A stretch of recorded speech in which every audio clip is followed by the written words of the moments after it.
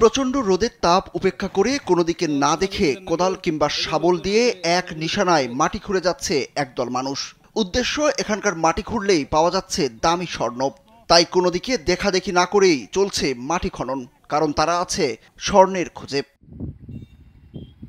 ঘটনাটি ঠাকুরগাঁয়ের রানীশংকল উপজেলার বাচর ইউনিয়নের রাজর এলাকার একটি ইটের ভাটার জমা করে রাখা মাটির স্তূপে মাটি খুঁড়লেই মিলছে স্বর্ণের বিভিন্ন অংশ। এই কথা ছড়িয়ে পড়লে গত বেশ কয়েকদিন থেকে নারী পুরুষ ছোট বড় সবাই মাটি খনন করতে লাগে। তবে স্বর্ণ পেয়েছেন এমন কাউকে এখন পর্যন্ত পাওয়া যায়নি।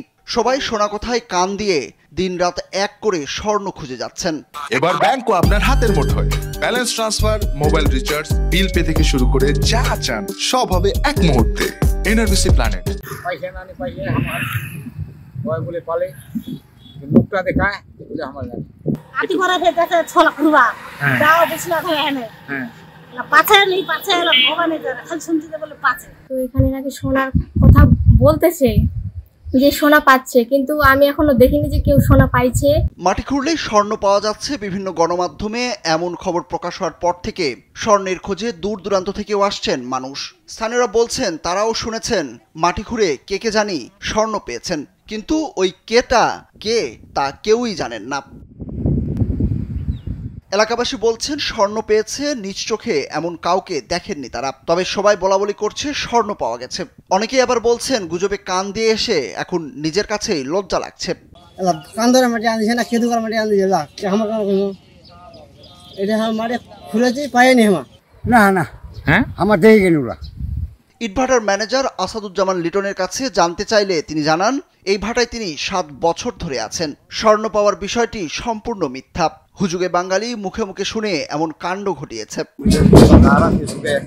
কারণে মানে দুনিয়াটা ছড়াইছে, এরপর বিভিন্ন সংবাদকর্মী বিভিন্ন মিডিয়া এখানে আসার পরে মানে নিউজটা ভাইরাল হয়েছে আর কি।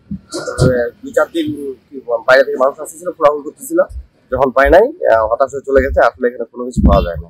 বাচর ইউনিয়ন পরিষদের চেয়ারম্যান জিতেন্দ্রনাথ বর্মন জানান সবই লোক মুখে শোনা, কেউ স্বর্ণ পেয়েছেন এমন জানা নেই তার। মানুষ কয়েকদিন ঘোরাঘুরি করলো, এখন আবার ওইটা খান্ত হয়ে গেছে। আসলে কে পাইলো না এরকম কোনো আমার নির্দিষ্টভাবে কোনো জানা নেই। এ ব্যাপারে রানীশংকল উপজেলা নির্বাহী কর্মকর্তা রাকিবুল হাসান জানান স্বর্ণ পাওয়ার বিষয়টি সম্পূর্ণই গুজব। সরজমিনে খোঁজ নিয়েও এর কোনো সত্যতা পাওয়া যায়নি। সম্প্রতি সময় আমরা বিভিন্ন সামাজিক যোগাযোগ মাধ্যমে দেখতে পাই যে সেখানে মাটিতে স্বর্ণ পাওয়া যাচ্ছে।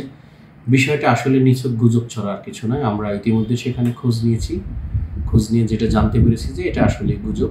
স্বর্ণ খুঁজতে না যাওয়া ব্যক্তিরা বলছেন চিলে কান নিয়ে গেছে শুনেই মানুষ চিলের পেছনে ছুটতে শুরু করেছে, কিন্তু আসলে এমন ঘটনাই ঘটেনি। চোখের সামনে কেউ একজন স্বর্ণ পেলেও বোঝা যেত ঘটনা সত্য, কিন্তু কেউই স্বর্ণ পায়নি। সুরুজ আহমেদ, কালবেলা।